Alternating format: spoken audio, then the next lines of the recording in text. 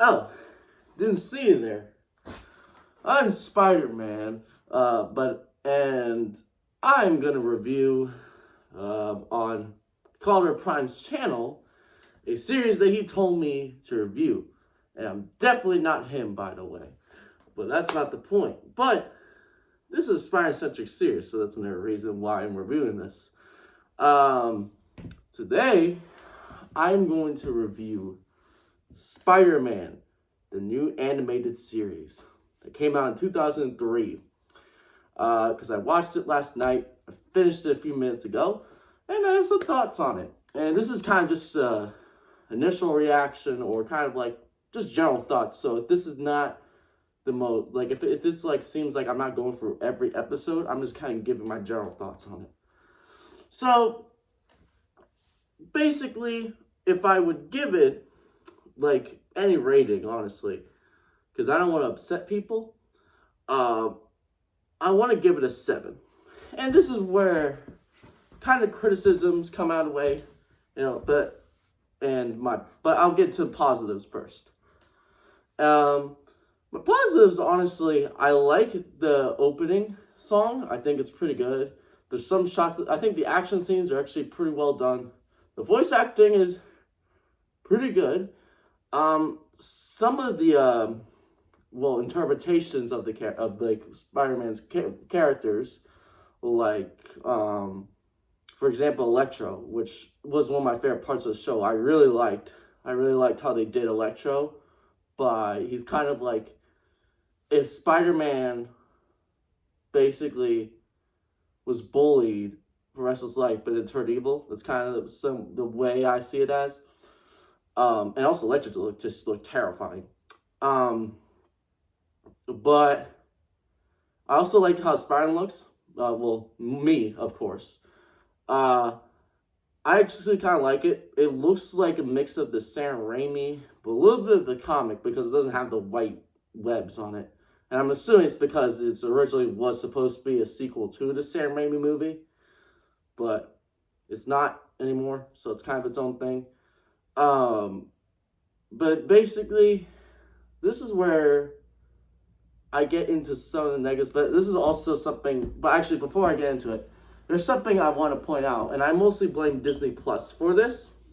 When I watched it on Disney Plus, I was confused at first, because I'm like, what's going on with the show? Because there's a lot of things going on that clearly already happened, right? And there's some characters who are, by spoilers, are already dead, and they show up after it. It's so confusing, but I found out why.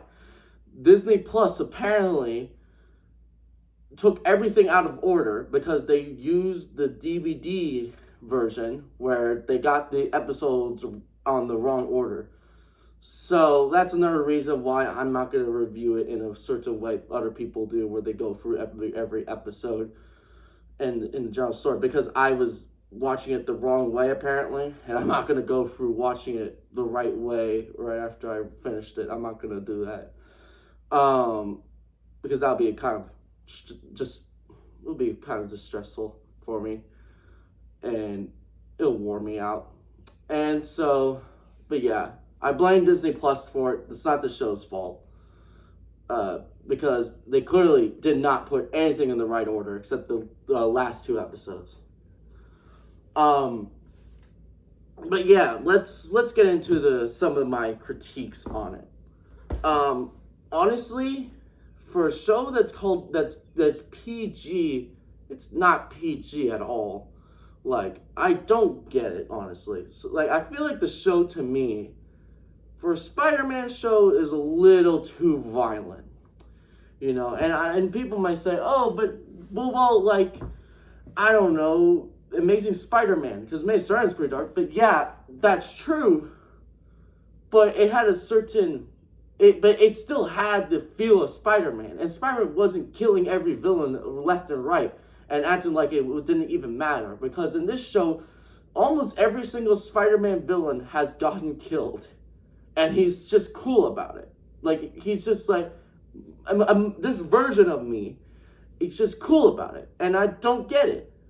if it was an issue, if there was like a thing they brought up in the show, I would not have had a problem with it. But this show keeps on doing it. And I don't know why. It just feels like, oh, look, we have these new villains. We're going to kill them. Most of them, I mean. He doesn't kill all of them, but and an issue, and this is one of the reasons I say this is an issue, is because when they, spoilers, Spider-Man was going to kill Kraven, they make it out to me as like, oh no, he shouldn't kill Kraven, you know? And, of course, that's bad, but then explain the other times. Explain the other times he was trying to kill, when he killed these other villains. Because he did the other times, and sometimes he actually, like, mentally broke them. You know? It really bothers me. It really does, you know? But, yeah, I really, like, have those issues. And, oh, another positive thing, actually, by the way, I forgot. I really like how they actually kind of made Spider-Man be in college. That's cool. Because there's not, what I remember, there's not a lot of Spider-Man shows that do that, except the 90s one, I think. I think that one, because I don't think he was in high school in that one. I could be wrong, but I don't remember him being in high school in that. And also his college friends in this are Harry and Mary Jane. Nice. But yeah, I think, but let's get back into the negatives though, or my critiques, if you may will. I'm also like, because another thing I was talking about, mostly also on the violence, because I want to talk about the violence in the show in general. Like, it's something that really bothers me, is that I really do not get why this show had to be violent. Because it really didn't. I get this is supposed to be a more mature take on the character. I get that. But Amazing Spider-Man proved to me you can do that, but without making it too violent.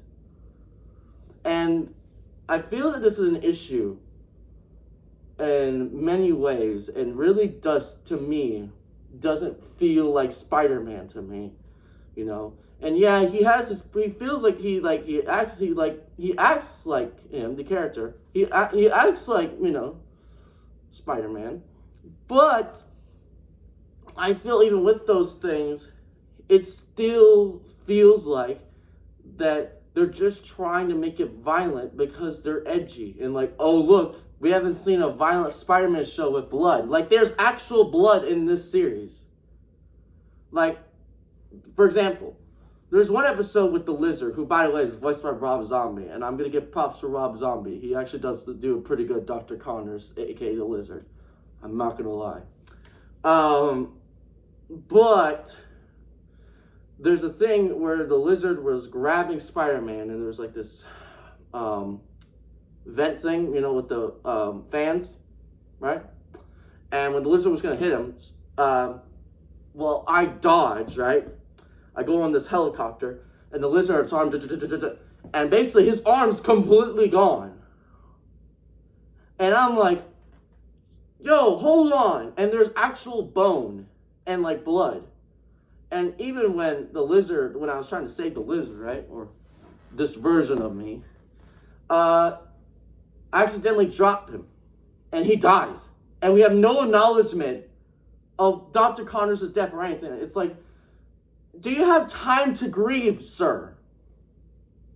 Like, I don't understand why the death in the series only matters in certain points. I really don't get it, you know?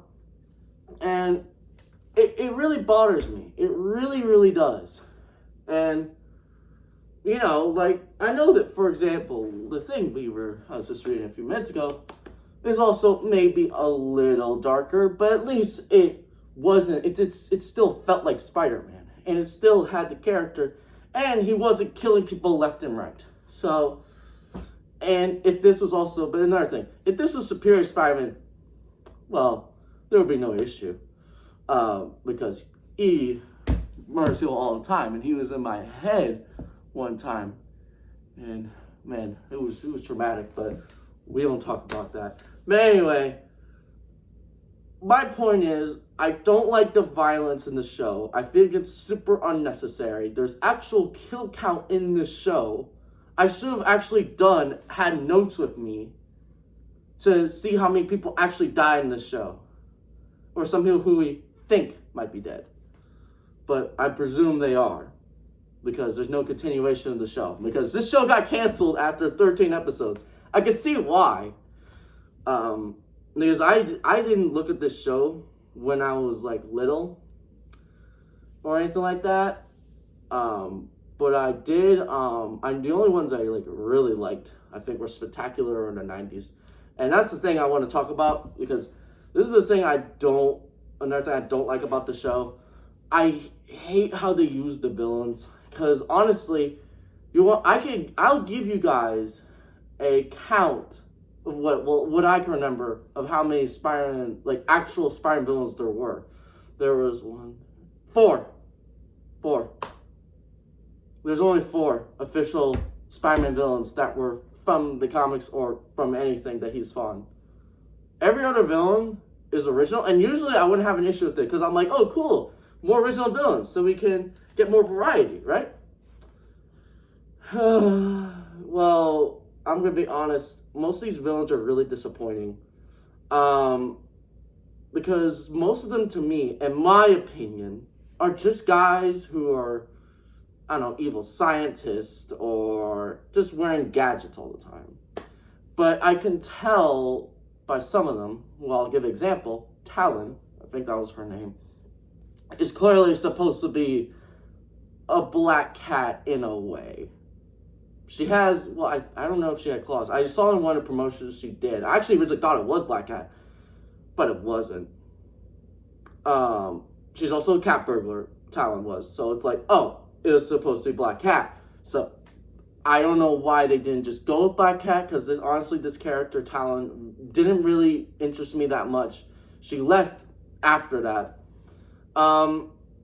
There's also some villains that I don't even remember the names of because of how uninteresting they were. There was like one time this group of villains had like these tech stuff, who I don't know what they're supposed to be based on. I originally thought they're supposed to be based off the Enforcers, but no idea.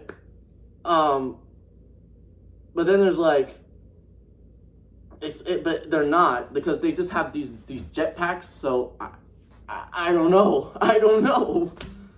So, what I assume is that I don't know if they just didn't want to do the villains, no idea, or they just didn't have some rights to them. But I assume they did, because this was a Sony-produced show.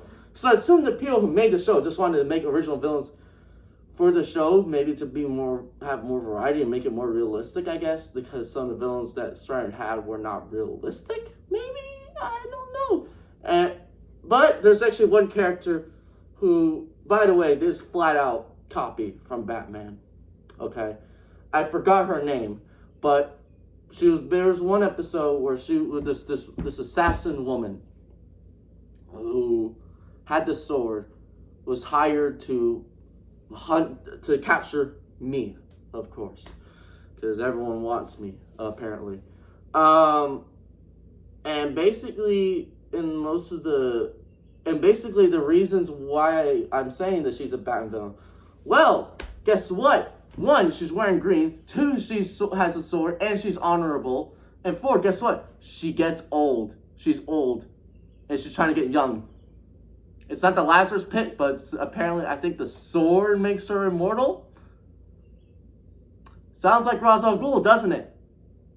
Because it basically is. They basically made a new Spider-Man villain to make it Ra's al Ghul.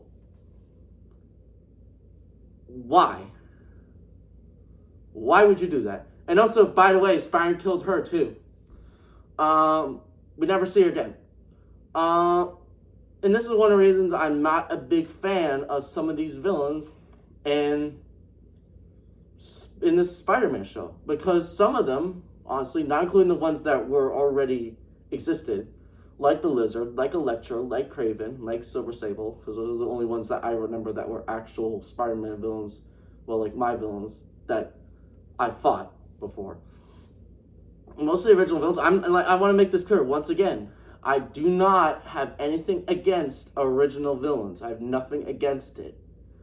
I like to see more originality. I think it's cool. But these villains are not that original because most of them, one, just have tech stuff.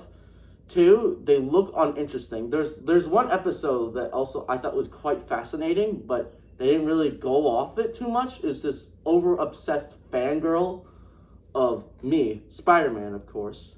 And it's actually kind of cool. I kind of like it because it's kind of like realistic. It's like, oh, we had like a girl who's clearly not mentally well or very delusional thinks that Spider-Man's in love with her. Like, I've seen a lot of fans like that for like pop stars or anything like that. And I think that's interesting idea that hasn't been utilized that often in any other Spider-Man related material, or my material, of course. Like, and I think that that's an idea I'll like to see like more often, because I think it's something that we haven't seen that often, and I think that's a cool idea. That's another thing I like.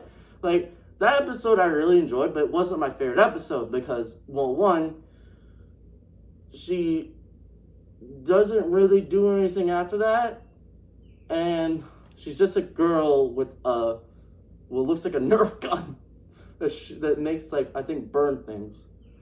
And I'm like, it's neat, but it's not really utilized that well, honestly. But, you know, I think that just some of these villains, like, another thing is, like, some of the villains are just flat out just copying themselves. Literally, like, there's, like, some villains, like I said, that just have jetpacks or tech. You know, I don't even remember the one from Heroes and Villains episode. I don't remember the dude's name, but I don't know what he was supposed to be based off. I assume he was supposed to be based off, I originally thought he was based off the Shocker, but I'm not sure, you know. But, like I said, I think that there should have been a lot more creativity. And I feel like there wasn't that much really creativity with some of these villains because they're not really that interesting. There's also one another example that I'm not a big fan of either. That just, like, it's a doctor that is, like, makes you get smarter. He has, like, this theorem that makes you get smarter, I guess. And he was evil, and he was starting to, like, kill Flash Thompson. Who, by the way, Flash Thompson's only in one episode. So, but look, I want to make it clear, though. People who do like this show, I can understand why you like this show. It is a more mature version of Spider-Man, / me, and that's fine. But I feel that there's better shows of me than, or this my character than like this show, honestly. Like, Spectacular, honestly, is still the best one, you know. And the 90s one, I think, did better. Also, they had a lot more creativity and had cooler stories and ideas. The Spectacular used those comic stories and made them perfect. But yeah, I think this show also, that's another thing. I know this show probably would have had season 2. I know it got canceled, and also the ending I didn't even talk about. I'll actually talk about it in a minute. Like, I assume the season 2 might have had more bigger villains. I assume. So, but that's not what we're talking about, because I'm judging the show by itself. And by itself, I think it's kind of just an average Spider-Man show. And I think that, honestly, this is where we're going to talk about the ending. Because the last 2 episodes were they were an experience. So the villains I originally thought in the episode were going to be Kraven. But Kraven's not in the show that often. And it's these 2 psychic siblings who, by the way, I think were mostly the best villains of most original villains of the show. They're not as interesting or complex as Electro, I think, but their whole revenge on Kraven for abuse on it is kind of interesting. But like I said, Kraven's not that much involved, and I wish Kraven was involved a lot more so we can get more of the idea of it. We know that they are abused, but we don't. It's just like, why should I feel bad for them? You know, because they did so many horrible things in like 2 episodes. And honestly, I just don't think they're that interesting looking. They're just people in black suits, basically, and black clothes. I mean, that's literally it.